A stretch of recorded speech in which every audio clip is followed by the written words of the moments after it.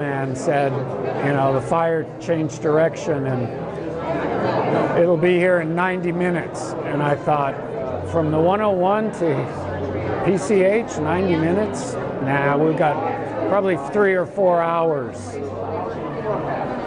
I started making plans for getting water up on the roof in garbage cans full of water, clearing everything away from the house, and after about 90 minutes of work, literally the fire came over the ridge. And I thought, well, that Lutz knows what he's talking about.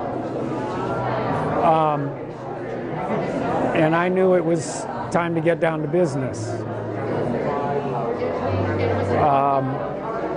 So from 10:30 on until midnight, I didn't stop running. There were times when I was on the roof fighting the fire with garden hoses, and would see spot fires sprouting up in the flower beds down on the ground. My back entry gate is wood. That was starting on fire. So I would literally run down the ladder face forward instead of, you go down a ladder backwards, holding onto the ladder. But I would run down the ladder, usually wind up face down in my backyard, and just pick myself up and grab another garden hose and put that out. And then run around to the front of the house and see 5 or 6 other spot fires. Then the wood beams, the ridge beams in my house caught fire because they expose on the outside edge of the building. This was later in the afternoon. And my neighbor who runs the water truck in my neighborhood saw it from the house 500 yards away. He started slowly driving his water truck down towards my house. Around the same time, I saw that my roof, the chimney of my house, was on fire, and ran back up on the roof with literally just buckets of water and towels. In the next 15 minutes, the water truck came over. He was out of water. He'd been fighting at a neighbor's house all day. He took water out of my water tank into his water truck. My neighbor Dick Martin came up to my house and was helping me on the roof roll out a fire hose from the water truck. And literally, the 70-mile-per-hour gusts are still buffeting me on the roof. The large ridge beam is smoldering inside. There's nothing I can do on the outside of the beam to quench the fire. And the top of the chimney now, there's 3-foot flames that are just pushing me away from the area.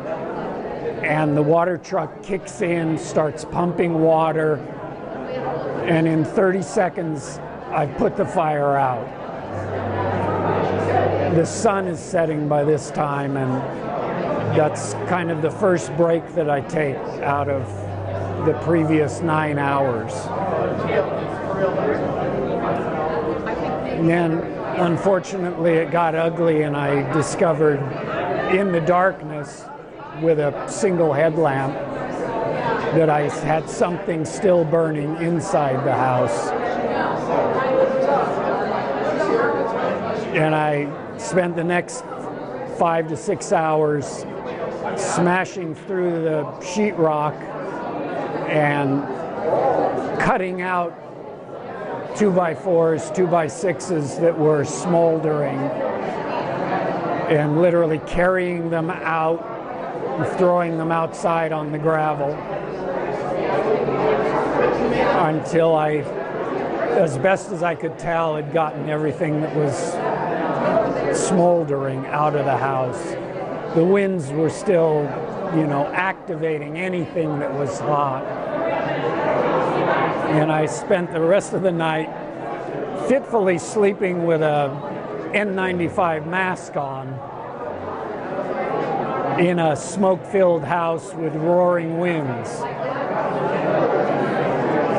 And early the next morning, I was able to see that at least the house was still standing, and I drove out through some of the ugliest smoke conditions I've ever been in, to where it was almost impossible to breathe at all, down Anacapa, down Trancas, down to PCH, and the stillness in the air and the thick smoke was almost intolerable. By the time I reached county line going north, it was better. That was the worst part.